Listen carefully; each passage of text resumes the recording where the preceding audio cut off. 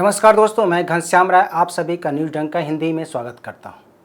पिछले दिनों स्वीडन में मस्जिद के सामने कुरान जलाई गई थी, जिसके खिलाफ ओआईसी ने संयुक्त राष्ट्र में निंदा प्रस्ताव लाया था।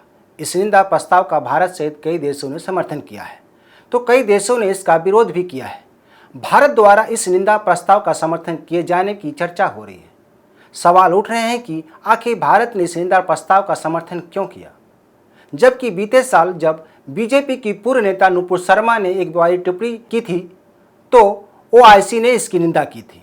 उसके बाद बीजेपी ने उन्हें पार्टी से निकाल दिया था। ओआईसी लगातार भारत विरोधी बयान देता रहा है।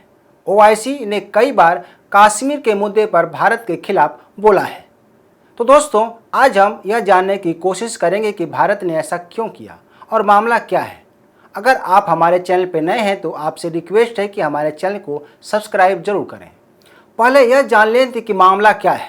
दरअसल पिछले माह बकरीद की छुट्टी के दिन एक इराकी प्रवासी ने स्टॉकहोम मस्जिद के सामने पहले कुरान की एक प्रति को फाड़े, उसके बाद उसे जला दिया। इससे जुड़ा वीडियो भी वायरल हुआ था। सबसे बड़ी बात यह है कि कुरान जलाने वाले व्यक्ति ने स्वीडन प्रशासन से इस संबंध में अनुमति ली थी। कुरान जलाने वाले व्यक्ति ने इस संबंध में कहा था कि मैं यह अभिव्यक्ति की आज़ादी की अहमियत पर ध्यान दिलाने के लिए ऐसा किया। इसके बाद मुस्लिम देशों ने कड़ी आपत्ति जताई थी। हालांकि क्या सही है क्या गलत है, हम इस मामले में नहीं जाते हैं। हम बस इस बात पर बात करेंगे कि आखिर भारत ने ओआईसी द्वारा यूएन में लाए गए निंदा प्रस्ताव का समर्थन क्यों किया।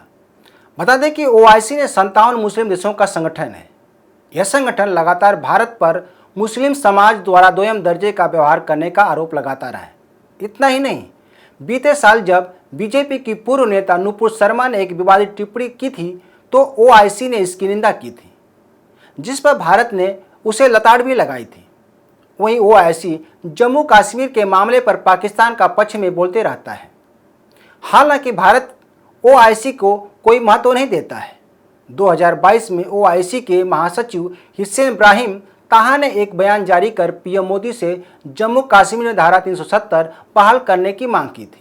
गौरतलब है कि भारत हमेशा से सभी धर्मों का सम्मान करता रहा है। हिंदू धर्म में सर्वधर्म समभाव एक अवधारणा है, जिसका मतलब होता है कि सभी धर्म समान हैं। भारत इसी मूल मंत्र के साथ आगे बढ़ता रहा है। भले दुनिया भर में भारत के बारे में तमाम बातें कही जाती हैं, लेकिन भारत अपने मूल अवधारणा से कभी नहीं हटा। भारत के संविधान में सभी धर्मों को समान अधिकार दिया गया है। यहाँ सभी जाति धर्म के लोग अपने अपने हिसाब से रहते हैं और त्यौहार मनाते हैं। भारत में न केवल हिंदू बल्कि सिख, जैन, ईसाई और दुनिया की सबसे मुस्लिम आबादी भी यहाँ रहती है। भारत की यही विविधतापूर्ण रहन सहन उसकी पहचान है।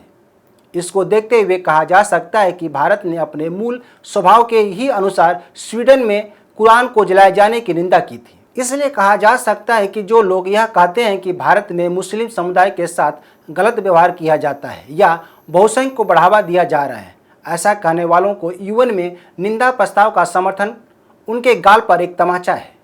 कहा जा सकता है कि लोग भारत के मूल सिद्धांत से वाकिफ नहीं हैं। हाल ही में जब पीएम मोदी अमेरिका दौरे पर गए थे, उस समय भी पीएम मोदी से अल्पसंख्यकों को लेकर एक सवाल पूछा गया था। तब पीएम मोदी ने सवाल का जवाब देने वाले पत्रकार को करारा जवाब दिया था। उन्होंने कहा था कि भारत एक लोकतांत्रिक देश है और वे हमारे डीएनए में है। उन्होंने कहा था कि भारत में किसी भी तरह का कोई भेदभाव नहीं होता है। लोकतंत्र हमारे रगों में है, लोकतंत्र हम जीते हैं। उन्होंने यह भी कहा था कि हमारे पूर्वजों ने उसे संविधान के रूप में ढाला है। उन्होंने कहा था कि भारत में न धर्म के आधार पर, न ही जाति के आधार पर, न ही उम्र और न भूभाग के आधार पर भेदभाव होता है। ऐसे में अगर भारत ने कुरान जलाने पर ओआईसी के निंदा प्रस्ताव का समर्थन किया है तो किसी को आश्चर्य नहीं होना चाहिए। तो दोस्तों, आप इस बारे में क्या सोचते हैं, हमें ज़रूर बताएं। इस वीडियो को शेयर, लाइक और कमेंट जरूर करें। हमारे यूट्यूब चैनल को सब्सक्राइब करना न भूलें। धन्यवाद।